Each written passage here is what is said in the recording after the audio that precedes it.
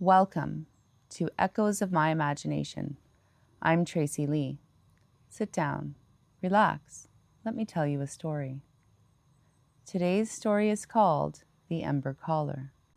This tale is about what we forget, what we carry, and what waits to be written. Let's get into it. Some lives wait to be lit. Others are born already burning. This was one. He was born the day the great Everhearth went cold, an ancient fire said to have burned without pause for 1,000 years in the mountain stronghold of Tessaloon. As the flames flickered into silence, a newborn cried. His skin was marked with ash-like patterns from elbow to fingertip, a grayish lattice that smudged and shifted with heat. His mother, a fire tender, whispered, "You're what the fire gave us before it left." They named him Keel, meaning Emberborn. He never feared fire. By age 2, he had crawled into a hearth, touched embers, and emerged unharmed, just warm, eyes glowing amber. By 7, Keel could hear fire, not crackling, but words, in flickers, in rhythm of dancing light. He claimed that each flame had a memory, and each memory had a feeling. A cooking fire felt like love and fatigue. The ceremonial torch pulsed with duty and dread. Wildfire screamed. He listened to them, and sometimes they listened back. Once, he calmed a burning orchard by holding a single torch and speaking to it gently for hours. The fire stopped just before it reached the village. From then on, they called him the Ember Listener. At 12, Kale was taken to the Guild of Fire Callers in the volcanic basin of Verhan Valo, where only those born with flame marks could train.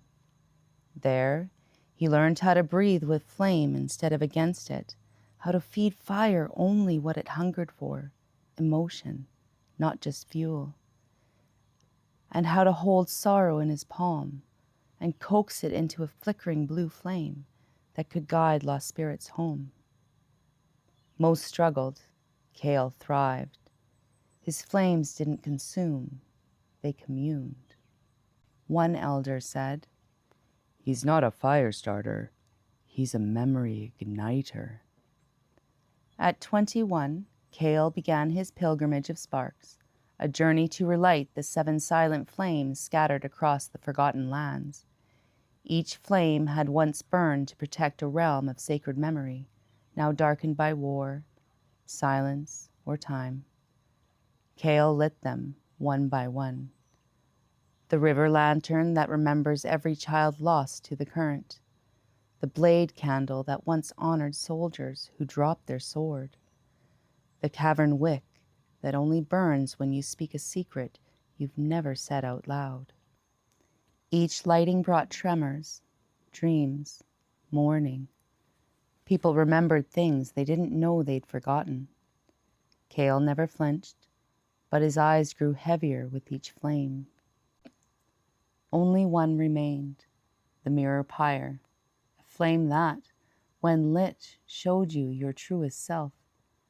Not what you believed you are, but what you really carry. Most who tried to light it fled. Some went mad. Kale stood before it, torch in hand. The flame refused him at first. Then he whispered, "Show me everything I burned to become this." The pyre flared and wept. It burned not in front of him, but within him. His skin ignited, yet didn't char. His marks turned gold, and the mirror pyre, dormant for centuries, returned to life. He didn't scream, he sang. Kyle vanished after the pyre lit. Some say he became fire itself.